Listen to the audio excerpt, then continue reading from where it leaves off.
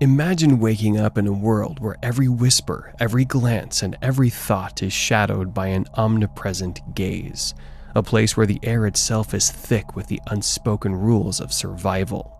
This was the case in the Soviet Union Socialist Republic, or USSR, otherwise known as the Soviet Union, where the Iron Curtain wasn't just a border, but a heavy veil over the lives of millions. In today's episode on the Before Now channel, we delve deep into the daily realities of those who lived behind this impenetrable barrier.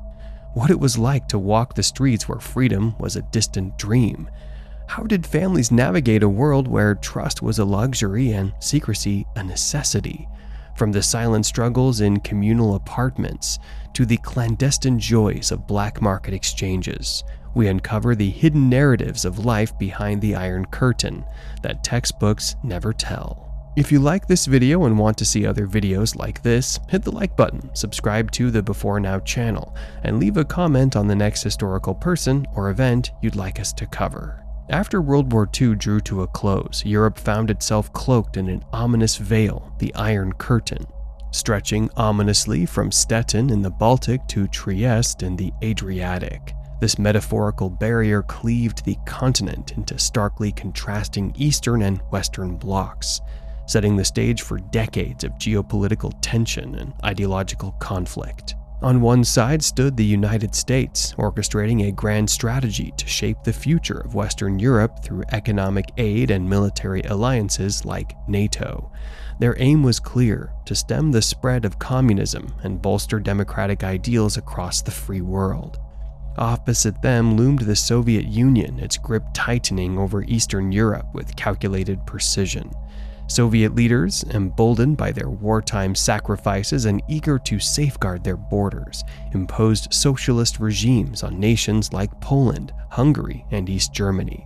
This marked the beginning of a new era where Moscow's influence dictated political systems and social norms across a vast swath of the continent. Life behind the Iron Curtain was anything but ordinary. For those living under communist rule, everyday existence was shaped by the state control and ideological conformity.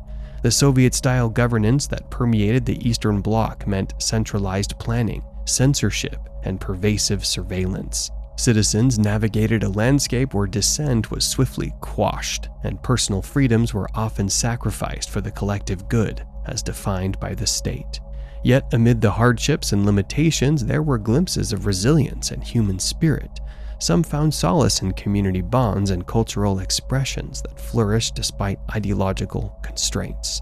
Others quietly resisted, whether through underground literature, clandestine gatherings, or acts of defiance that challenged the iron grip of authoritarian rule. Meanwhile, on the other side of the divide, Western Europe thrived under the protective umbrella of American influence. The Marshall Plan injected vital economic aid into war-torn nations, catalyzing recovery and laying the groundwork for a prosperous future. Democracies flourished, fostering innovation, cultural diversity, and individual liberties that stood in stark contrast to the regimented conformity of the East. The geopolitical chess game played out in various arenas, from the Berlin blockade that tested Western resolve to the Cuban Missile Crisis that brought the world to the brink of nuclear war. Each move and countermove shaped the contours of global politics, leaving an indelible mark on the lives of millions caught in the crossfire. Patrols enforced strict controls, and attempts to breach the barrier were met with deadly force. This militarized zone, once a harrowing symbol of separation, now serves as a poignant reminder of Europe's turbulent past. Behind this barrier, Soviet influence solidified through satellite states like East Germany, Poland, and Hungary. These nations fell under Moscow's sway, forming the Eastern Bloc and aligning themselves economically and militarily with the Soviet Union. Meanwhile, Western Europe, fortified by NATO and the Marshall Plan, flourished under democratic governance and free market economies, standing in stark contrast to their Eastern counterparts. The geopolitical chess game intensified with events like the Berlin blockade and the Czechoslovak coup, which underscored Soviet efforts to maintain control and suppress dissent within their sphere of influence. Emigration westward was severely restricted, trapping millions behind the Iron Curtain, their dreams of freedom dashed by political realities. In the early Cold War era, international conflict set the tone for everyday life, especially with Stalin's blockade of West Berlin, which starkly defined East Germany's dualistic existence.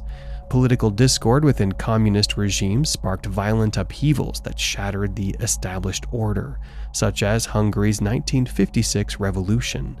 The infamous show trials and brutal purges of the early Cold War profoundly influenced the mindset of ordinary Eastern Bloc citizens, cementing ideological convictions in a tense and dystopian society.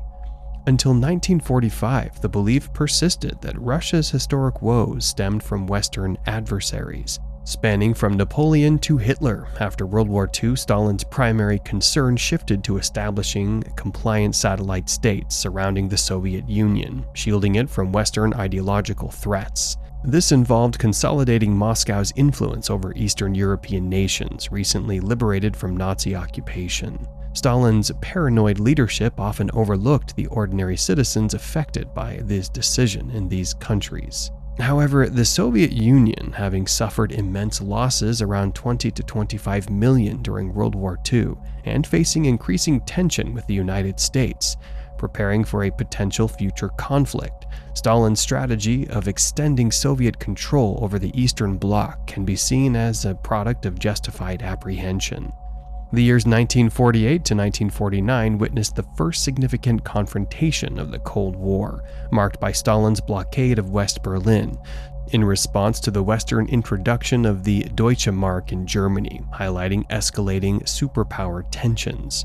For those who lived close to the Berlin Wall, invasion of privacy was commonplace, as many houses were equipped with electrical security systems, and some citizens experienced soldiers coming in every night to check the cellar and the attic. As some wished to pursue a life without the all-seeing eye of the state and impending economic meltdown, many East Germans decided to flee, with over 3 million citizens escaping to the west before the Berlin Wall was erected, with an average of 7 people a day being imprisoned at one point.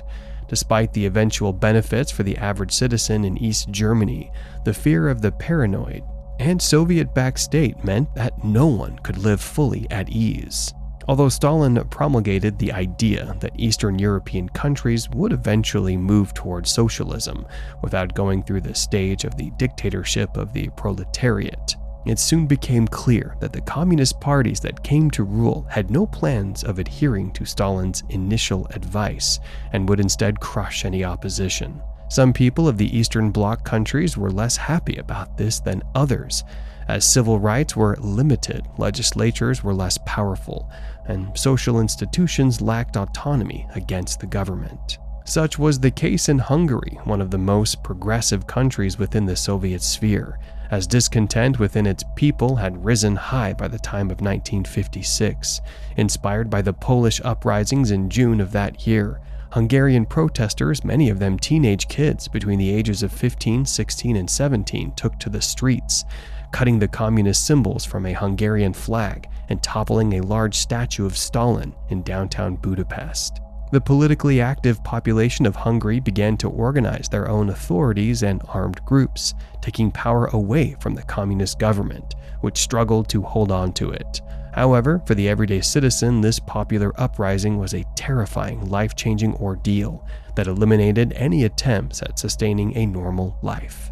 This uprising highlighted how political dissent within communist nations like East Germany, Poland, and Czechoslovakia could destabilize societal norms. Stalin's purges in the 1930s set a precedent for new socialist governments in Eastern Europe to eliminate opposition through show trials and executions. In Czechoslovakia, Milada Horáková, a wartime resistance figure, faced a notorious trial under false charges, reflecting the regime's use of terror to suppress dissent. In the aftermath of World War II, tens of thousands of Poles and Germans were imprisoned in these camps, instilling profound fear among those who remained.